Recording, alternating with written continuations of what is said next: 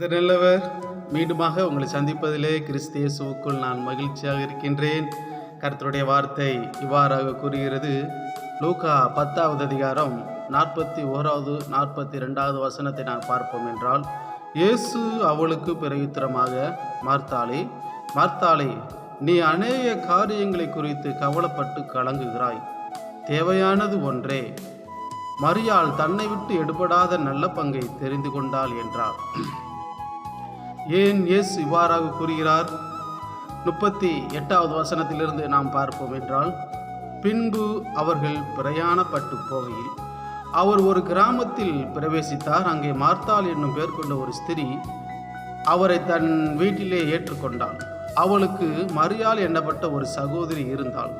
அவள் இயேசுவின் பாதத்தருகே உட்கார்ந்து அவருடைய வசனத்தை கேட்டுக்கொண்டே இருந்தாள். அல்லேலூயா.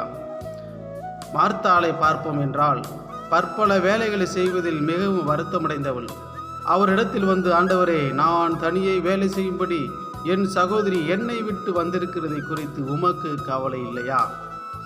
எனக்கு உதவி செய்யும்படி அவளுக்கு சொல்லும் என்றாள்.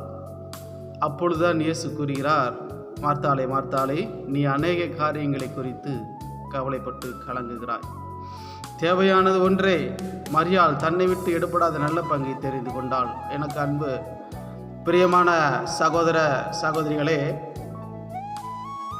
வார்த்தை உங்களை நோக்கி தான் வருகிறது.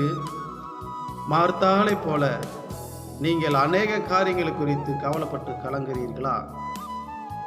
கலக்கம் வேண்டாம், பயம் வேண்டாம், திகில் வேண்டாம்.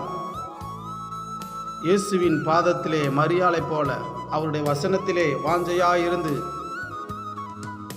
அவருக்காக அவருடைய பாதத்திலே நாம் இருக்கும் பொழுது கர்த்தர் நமக்காக பரிந்து பேசுகிறவராக இருக்கிறார். 42வது வசனத்தை பார்ப்போம் என்றால், தேவையானது ஒன்றே, மரியாள் தன்னை விட்டு எடுபடாத நல்ல பங்கை தெரிந்து கொண்டாள். இயேசு சொல்கிறார், மரியாள் தன்னை விட்டு எடுபடாத நல்ல பங்கை தெரிந்து கொண்டார். யார் நல்ல பங்கு? அந்த இயேசு கிறிஸ்து தான் நல்ல பங்கு. அந்த நல்ல பங்கை நாம் தெரிந்து கொள்ள வேண்டும்.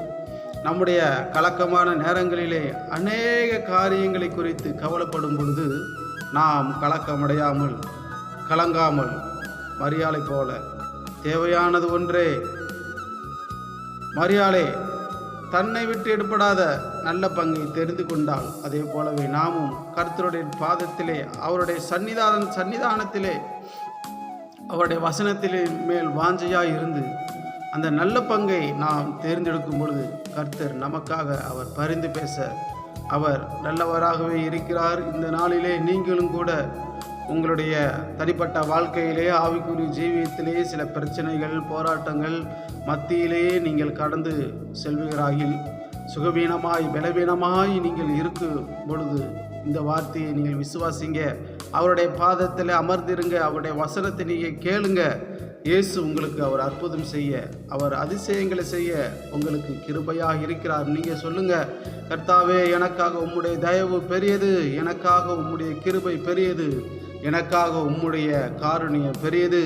மரியாளை போல நாமும் நல்ல பங்கை, அந்த இயேசு கிறிஸ்துவை, அவருடைய பாதத்தை நாம் பிடித்து கொள்ளும் பொழுது கர்த்தர் நமக்காக அவர் பரிந்து பேச அவர் நல்லவராகவே இருக்கிறார். கர்த்தர் தாமே இந்த வார்த்தையின்படி உங்களை ஆசீர்வதிப்பாராக. ஆமென்.